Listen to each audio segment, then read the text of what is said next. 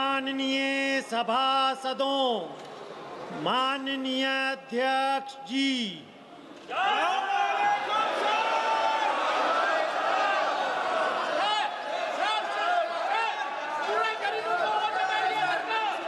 प्रश्नकाल question number 101 Shri Dushyant Singh ji 101 sir.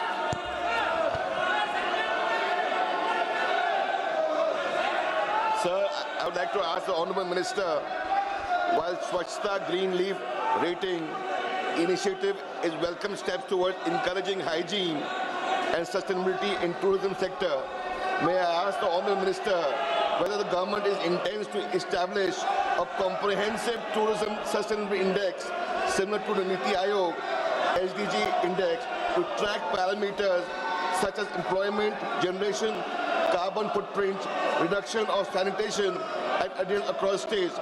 Furthermore, will the minister consider offering fiscal and regulatory incentives for wider adoption of the SGLR standard in the sector? Lastly, I would to ask the minister, is there any dashboard which the government is intends to put out which will help travelers to make their decision to stay at places?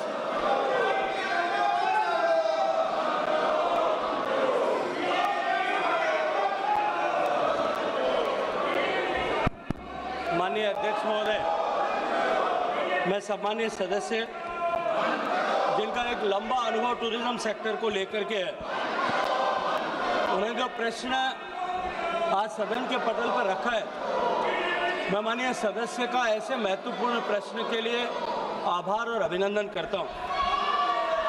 माननीय सभापति महोदय, माननीय प्रधानमंत्री जी ने mission life की अवधारणा, lifestyle for environment की अवधारणा हम सबको दी है कि हम प्रकृति और पर्यावरण के घटकों की सुरक्षा करते हुए, उनकी चिंता करते हुए अपना जीवन जिए। उसी अनुक्रम में मिनिस्ट्री ऑफ जल शक्ति के सैनिटेशन डिपार्टमेंट ने, जब मैं उस मंत्रालय में काम कर रहा था, हमने एक इनिशिएटिव लिया था कि टूरिज्म सेक्टर में भी उसको और अधिक सस्टेनेबल बनाने के लिए हमने ग्रीन लीफ रेटिंग की ऐसी व्यवस्था की थी ताकि ऐसे टूरिज्म सेक्टर की ऐसी प्रॉपर्टीज, असेट्स, होटेलियर्स जो अधिकतम सस्टेनेबल प्रैक्टिसेस को अडेप्ट करते हैं, उनको हम जिस तरह से होटल्स का कैटेगराइजेशन 1 सितारा, 2 सितारा, 3, 4, 5 सितारा में होता है, इसी तरह से सस्टेनेबिलिटी प्रैक्टिसेस के आधार पर उनका कैटेगराइजेशन किया जा सके। और उसका परिणाम ये हुआ कि उसके चलते हुए बहुत सारी सस्टेनेबिलिटी प्रैक्टिसेस को अब होटल्स ने अडेप्ट करना शुरू किया है। आप सब ने अनुभव किया होगा अपने आवा प्रवास के समय कि अब होटल्स ने लिनन को रीयूज करने के लिए कस्टमर से जो है उनका ध्यान आकर्षित करना प्रारंभ किया है। इसी तरह से आजकल प्लास्टिक बॉटल्स को एलिमिनेट करके लगभग सभी स्टार होटल्स ने अपने यहाँ ग्लास बॉटल्स, रीयूजेबल बॉटल्स को यूज करना शुरू किया। ऐसे अनेक तरह की गुड प्रैक्टिसेस अब जो है होटल्स ने प्रारंभ की है। इसी के साथ साथ में जो डिमांड साइड के साथ साथ, डिमांड साइड में भी सप्लाई साइड के साथ साथ में अब सेंस ऑफ अवेयरनेस आए, इसको लेकर के भी हमने एक प्रयास प्रारंभ किया है जहां हमने टूरिस्ट को ज़्यादा एनवायरनमेंट फ्रेंडली और सस्टेनेबल प्रैक्टिसेस को अडेप्ट करे, इस दृष्टिकोण से जागरूक करने के लिए विभिन्न प्रयासों को प्रारंभ किया है। आज उसके भी कुछ स्तर तक परिणाम दिखाई देते हैं। हम राज्य सरकारों के साथ मिलकर के इसको और अधिक नीचे के गहराई तक ले जाने के लिए काम कर रहे हैं। माननीय सदस्य ने डैशबोर्ड बना करके भविष्य में इस तरह से इंसेंटिवाइज करने का सुझाव दिया है। मैं माननीय सदस्य के सुझाव का स्वागत करता हूं। निश्चित रूप से विचार करने के योग्य है। आने वाले समय में हम इसे और अधिक विस्तार प्रदान करने के लिए हमने टूरिस्ट को गाइड करने के लिए टूरिस्ट सस्टेनेबल प्रैक्टिसेस को अडेप्ट करें, इसको लेकर के हमने पर्यावरण मित्र, पर्यटन मित्र और पर्यटन दीदी ऐसी योजनाएं भी प्रारंभ की है जिसमें हम टूरिस्ट को मोर जो है सस्टेनेबिलिटी प्रैक्टिसेस को अडेप्ट करने के लिए जागरूक करें। Sir, I would like to ask ask the second question. In light of the recent research published by the Nature Communication, which is a research foundation research paper, which finds that India, along with US and China, contribute to 60% increase in tourism-related carbon emission between 2009 to 19.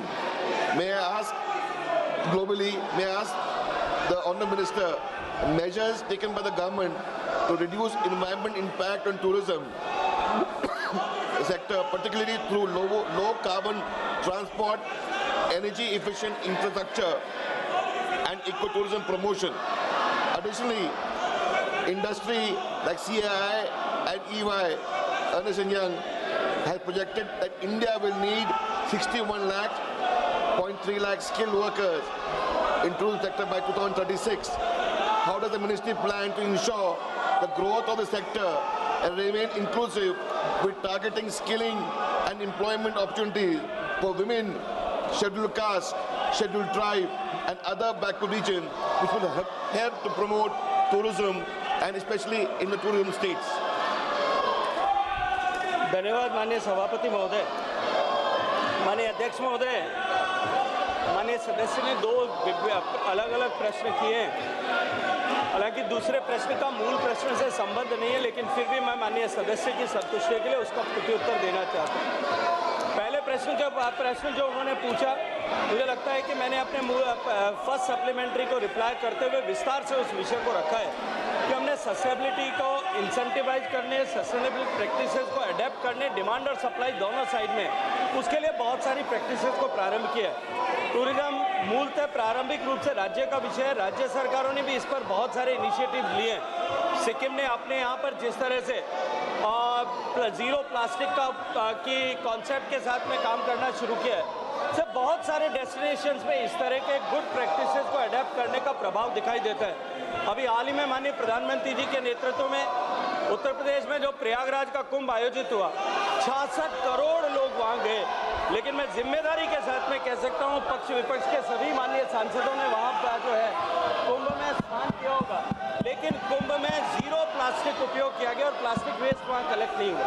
अगर हम सब लोग मिलकर के प्रयास करते हैं, निश्चित रूप से उसका परिणाम आता है। दूसरा, माननीय सदस्य ने एम्प्लॉयमेंट को लेकर के बात किया है कि आने वाले समय में जो है स्किल्ड वर्कफोर्स की आवश्यकता पड़ेगी। जिस तरह से माननीय प्रधानमंत्री जी के नेतृत्व में अर्थव्यवस्था आगे बढ़ रही और देश के 30 करोड़ लोग गरीबी की रेखा के बाहर माननीय प्रधानमंत्री जी के द्वारा प्रारंभ की योजनाओं के कारण से निकल पाए, उसके कारण से भारत में टूरिज्म जो है, डोमेस्टिक टूरिज्म बहुत तेजी के साथ में बढ़ा है और हमारे इकोनॉमी की ग्रोथ के साथ में और अधिक विस्तार इसमें होगा। उसको लेकर के सारी दुनिया के लोग ये मानते हैं कि जिस गति के साथ में टूरिज्म बढ़ रहा है, उसके पैरी पास हो हमको स्किल्ड वर्कफोर्स की आवश्यकता पड़ेगी। भारत सरकार अपने इंस्टीट्यूट्स के माध्यम से लोगों को, युवाओं को इस कैरियर हॉस्पिटैलिटी इंडस्ट्री में अडेप्ट करने के लिए प्रेरित करती है और उनको ट्रेन करती है। हमने इसको और इंडस्ट्री फ्रेंडली बनाने के लिए दुनिया की जितनी ग्लोबल बड़ी चेन्स हैं जो भारत में प्रेजेंस है जिनका, उनके साथ में अपने इंस्टीट्यूट्स को पेयर किया ताकि वो और ज़्यादा इंडस्ट्रियल फ्रेंडली स्किल जो है प्राप्त कर सकें। इसके अलावा बहुत सारे राज्य के विश्वविद्यालय और प्राइवेट विश्वविद्यालय भी इसमें ट्रेनिंग दे रहे हैं। लेकिन मैं ये मानता हूँ कि कोई भी स्किल की ट्रेनिंग जो है वो डिमांड के सापेक्ष, ऑर्गेनिकली उसकी डिमांड के सापेक्ष में ट्रेनिंग फैसिलिटीज़ बढ़ती है।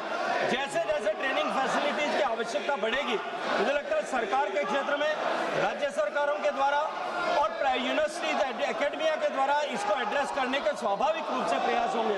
लेकिन निश्चित रूप से मैं ये मानता हूँ कि जिस गति के साथ में भारत में टूरिज्म बढ़ रहा है, आने वाले समय में भारत में टूरिज्म जो है वो एग्रीकल्चर के बाद में सबसे ज़्यादा एम्प्लॉयमेंट का कंट्रीब्यूटर होगा और जो है जिस गति के साथ में हम बढ़ रहे हैं, आने वाले समय में जब भारत की अर्थव्यवस्था माननीय प्रधानमंत्री जी के नेतृत्व में 2047 तक जो अपेक्षित है, वहाँ पहुँचने तक tourism sector global rate of contribution of tourism जो है उसके अनुरूप 10% का कंट्रीब्यूटर बनेगी और निश्चित रूप से बड़े संख्या में लोगों को रोजगार उसके माध्यम से मिलेगा।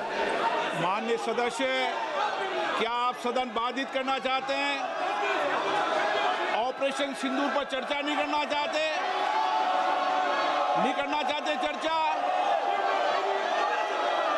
मिस्टर गोगोई और आप सब राजनीतिक दल के लोग आए थे। आपने कहा ऑपरेशन सिंदूर पर चर्चा होनी चाहिए, फिर आप सदन बाधित कर रहे हैं। आखिर सदन आप क्यों नहीं चलने दे रहे? प्रश्नकाल माननीय सदस्यों का सबसे महत्वपूर्ण समय होता है। आखिर देश जानना चाहता है कि आप प्रश्नकाल क्यों स्थगित करना चाहते हैं, क्यों आप प्रश्नकाल के अंदर नियोजित बाधा करना चाहते हैं। माननीय प्रतिपक्ष के नेता, आपके दल के नेताओं को समझाओ, इनको सदन में पर्चे फेंकने के लिए, तख्तियां लाने के लिए नहीं भेजा है। आप प्रश्नकाल नहीं चलाना चाहते, आखिर जवाब दो। देश जानना चाहता है कि आप प्रश्नकाल क्यों नहीं चलाना चाहते। 10 महत्वपूर्ण मंत्रालयों पे आज चर्चा होने वाली है। शिक्षा, पर्यावरण, वित्त, श्रम, ऐसे महत्वपूर्ण विभागों पर चर्चा होना चाहती है। सदस्यों का समय होता है, आप प्रश्नकाल नहीं करना चाहते। आखिर क्यों प्रश्नकाल स्थगित करा रहे हो आप? क्यों सदन के अंदर नारेबाजी, तख्तियां, पर्चा फेंक रहे हो? ये सदन के अंदर मर्यादा आपकी? देश देखना चाहता है कि आप नियोजित तरीके से सदन को बाधित करते हैं, संसद की मर्यादाओं को गिराते हैं, गरिमा को गिराते हैं। आप चर्चा नहीं करना चाहते, आप मुद्दों पर विषय नहीं रखना चाहते, प्रश्नकाल पर माननीय सदस्यों को बोलने नहीं देते आप। ये तरीका आपका उचित नहीं है। मैं फिर आपको आग्रह कर रहा हूं, सदन की मर्यादाओं को बना के रखो। सदन सबका है, देश की 140 करोड़ जनता की अभिव्यक्ति का सर्वोच्च संस्था है। आप इसी तरीके का आचरण व्यवहार करना चाहते हैं, ये देश देखेगा कि आपने प्रश्नकाल को नियोजित तरीके से बाधा पहुंचाई, तख्तियां लहराई, पर्चे फेंके, नारेबाजी करी। सदन की कार्रवाई आज 12 बजे तक के लिए स्थगित की जाती है।